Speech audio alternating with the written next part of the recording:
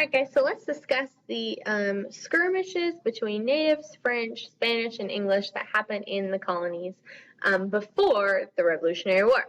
So there are a few things we're going to focus on today, but to understand those things, we have to know what's happening with the French colonies in the New World. And they mostly settle in Canada. So they're late coming to the New World. Their colonization will occur mostly after Spanish and British colonization. And that's because within their own country, they have issues between Catholics and Huguenots. Huguenots are what we call French Protestants. And actually, within France, we're going to see Huguenots massacred until the Edict of Nantes in 1598, and that grants limited toleration to French Protestants. So once our religious wars within France cease, then it can blossom and become a feared power in Europe led by Louis XIV, and their colonizing can begin. So a little world history background to French colonization. They will establish the colony in Canada called Quebec in 1608. Remember, that's a year after the 1607 colonization of Jamestown, which was the British third or fourth attempt in colonizing the New World, so the French are a little bit late to the game. They'll settle around at the head of the St. Lawrence River, and that will lead them into all parts of Canada, including to the Great Lakes. Samuel de Champlain is going to be known as the father of New France. He's going to enter friendships with local natives, the Huron Indians, as well as the Iroquois. But later on, the Iroquois are going to end up kind of stabbing him in the back. Overall, the crown ruled the French colonies autocratically. There was not what we see in the British colonies, some home rule, some colonial assemblies. There's no popular elected assemblies or trial by jury. It's what the crown says in France.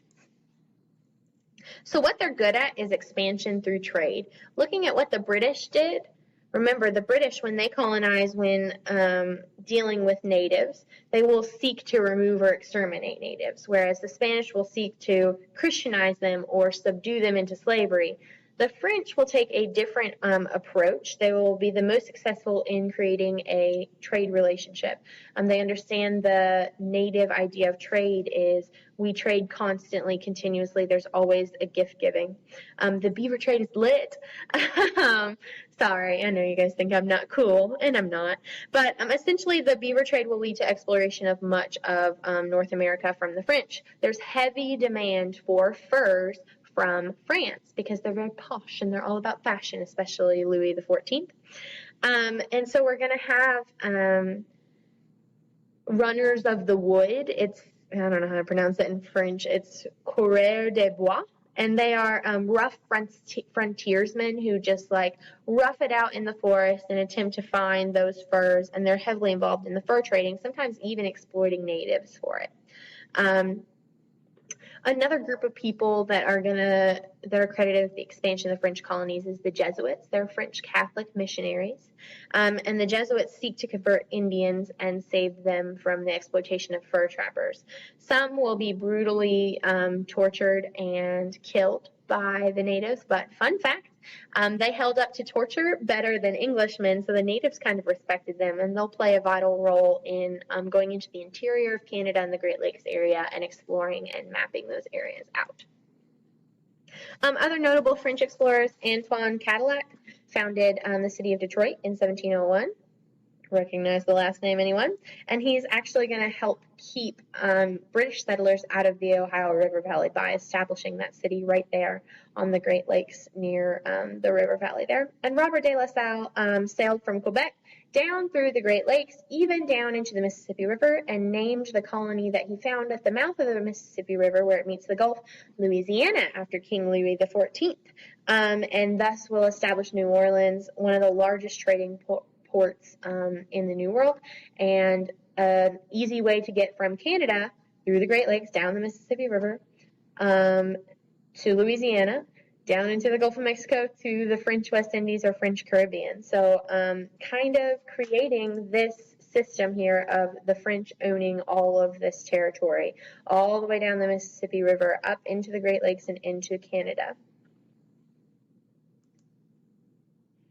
So what we get from French expansion is going to be the clash of empires here. There are two world wars that occur during this time period. Well, three, but two that we're going to talk about right here. King William's War and Queen Anne's War are very similar in their intent and the same people fighting each other. And so we call them different names, but they are essentially the same thing. So here's what King William's War and Queen Anne's War is. Those British colonials are going to be fighting those coureurs de bois, the runners of the wood fur traders, and their Indian allies for territory in that Ohio River Valley area. This will continue over a span of years. There'll be some peace. It'll restart until finally it's ended with the Treaty of Utrecht in 1713, and that ended a lot of colonial wars. And the reason we're learning about this is because it sets up a precedent that the British Crown takes with its colonies, and that is salutary neglect. Salutary neglect is the belief that if colonies are left alone to run by themselves, then they will prosper economically and benefit the mother country. And the mother country, England, would simply provide peace and protection, some commerce, bolstering trade, ensuring law and order so that trade can continue very well. This is a direct contrast to the navigation laws they had and the Molasses Act that they had already. So they stopped those. The idea of salutary neglect is leave them alone and let them prosper. And in direct contrast to mercantilism, which we're going to see is one of the reasons that people will start to rebel in the British colonies, and we will get the United States of America via the Revolutionary War. So salutary neglect has kind of the opposite effect of leave them alone so they prosper us. Yes, they're prospering you economically, but then they also start creating these colonial assemblies and home government, and they start getting ideas of, well, we don't really need Great Britain. That's what's going to lead to the Revolutionary War. On the right here, we have King George's War in the 1740s. This is Spain and France versus England in the colonies. So essentially, the Spain will ally with the French and some natives against Britain. New Englanders will invade New France, which is in the Canada area, and take an important city, Louisburg, I guess, and they'll try and take the St. Lawrence River. They're pretty much unsuccessful in that, and we'll sign a peace treaty in 1748 where the British give parts of Louisburg back to the French. And there'll be a ceasefire when it comes to the war. So, moving into the French and Indian War, the British have had practice fighting on behalf of the colonists and protecting them, and that's what this war is going to be all about. French and Indian War is French plus Indians versus colonists plus the British. So we're going to see all the people, all the players of this Ohio River Valley come in to this war. So the main issue is the Ohio River Valley. When I say that, I think I have a picture next. Yes, when I say that, I mean Kentucky, Indiana, Ohio, West Virginia, Tennessee, Illinois, even stretching up into the Great Lakes region will be considered the Ohio River Valley.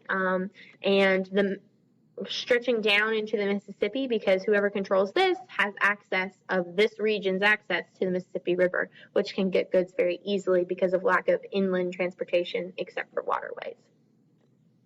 So, how does it all start? Washington is given a mission by the Virginia government. Washington's a nobody at this point. He's not a nobody, but he's in the military. He's a lieutenant colonel. He's sent by the Virginia government to the forks of the Ohio River in Pennsylvania, and he's supposed to prevent the French from building a fort there.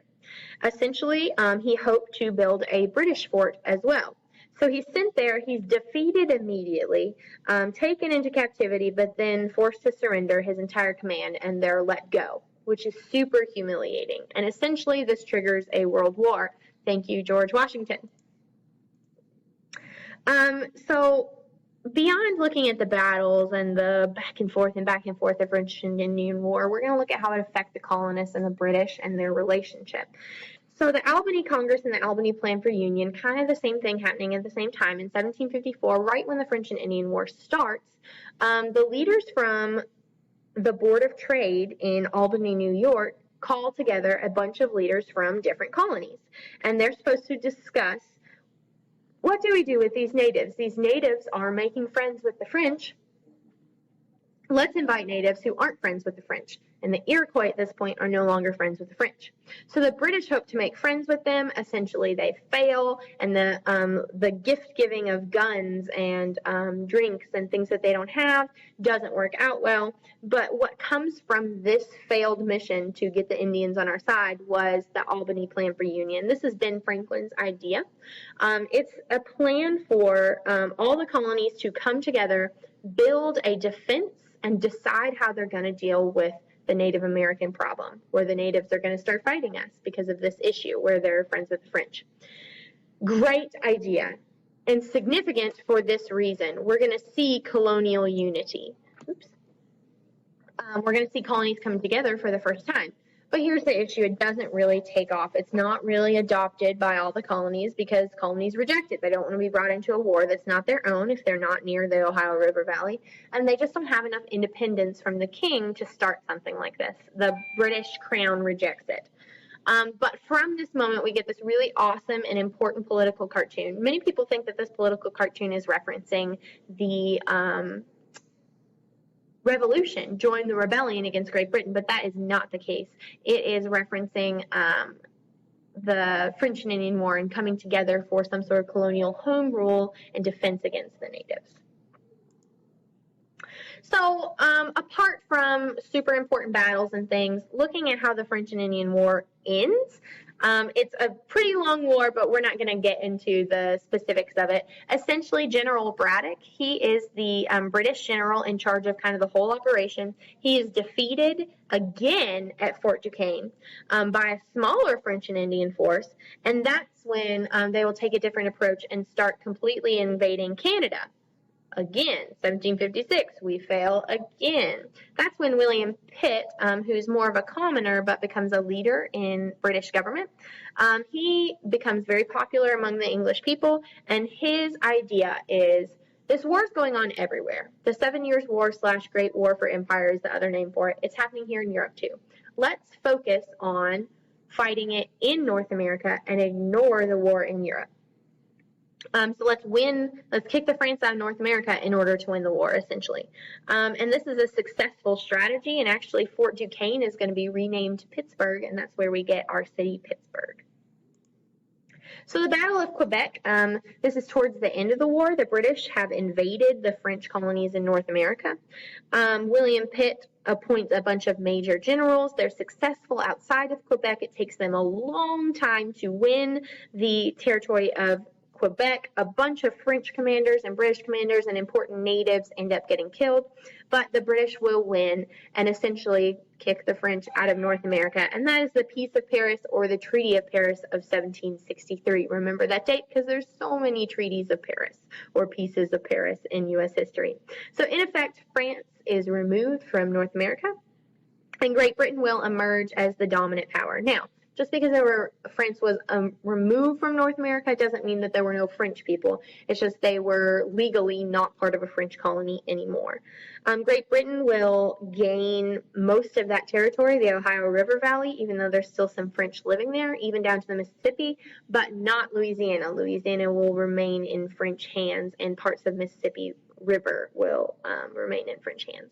So Great Britain now is a world power. They have no competition in North America. They're a major naval power, and they're super victorious, and this is one of the reasons that we'll see the British colonies flourish so much more than French and Spanish colonies during this time period.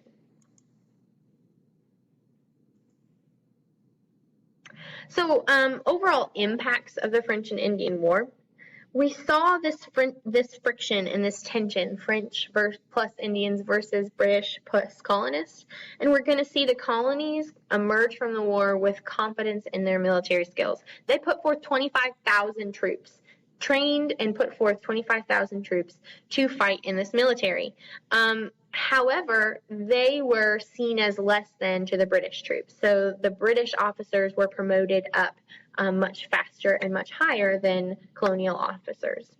And after the war, we're still going to see colonists trade with the French West Indies and with the natives. So the British are like, excuse me, I just protected you from these guys and now you're trading with them still.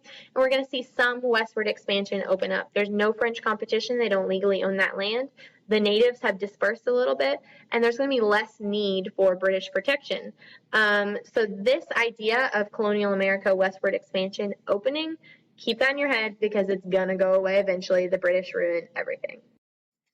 All right, so one result of the French and Indian War is Pontiac's Rebellion in 1763, the year that the war ends. There are natives in the Ohio River Valley that are angry at how the British had treated natives during the French and Indian War, and just like the way that they feel as if they're inferior and just dispose of them, as well as the way that they fight against natives is different than the way that they fight against the French, who they see as a civilized nation. So Chief Pontiac of the Ottawa tribe from northern Michigan, he refuses to give up his land in the Ohio River Valley, and thus will start attacking some of the forts that had been built during the French and Indian War that are now part of British property. So 9 out of 11 British forts in the Ohio River Valley will actually be taken. 2,000 colonists will die just in the first 6 months, and this actually lasts 18 months. It takes 18 months for the British to bring this rebellion under control, because the Ottawa tribe will actually get the sympathies of a lot of other native tribes, and they will all rebel against the British in the Ohio River Valley. And this is one way that the British retaliate against them, the idea of germ warfare. So they will use disease to their advantage by giving natives items infected with smallpox, including blankets. That's where that idea comes from. And eventually the rebellion will be subdued in October 1763, and the French and Indian War will be considered over. So I told you guys that the land that the British gained from the French and Indian War will not be open to the colonists. In fact, in response to the Pontiac's Rebellion and the British having to send more troops to protect the colonists and spend more money, the king will prohibit colonists from moving west of the Appalachian Mountains using the proclamation of 1763. And I mean, here's the reason why. They want to draw this line from Canada to Florida along the Appalachians, intended to be a temporary measure until the Indian issue could be taken care of. So the British aim is to settle disputes with the natives fairly to prevent another Pontiac's Rebellion, and organize eventual settlement and take care of disputes before they happen. So it's a temporary, it's not like you will never move over there. But the idea is let us organize it instead of you guys just spilling into there and get attacked by natives. And the colonists are infuriated at it. Many of the colonists, 25,000 of them, are now veterans, had fought in the war, and now feel like they're being betrayed because they can't get what they fought for, that Ohio River Valley. Land speculators say, well, we're British and you own this land, so it's our right as British citizens to go settle on this land. So with that infuriation of fighting a war for territory and not getting it, they just kind of ignore the proclamation of 1763, and this is going to lead to further tensions that will lead to the Revolutionary War. One other thing that's not on this note set, we're going to talk about it next unit, is taxes to pay for the French and Indian War will lead to a lot of the issues that we will have that caused the American Revolution. So thanks for checking in today, and hope you learned a lot. Have a great day.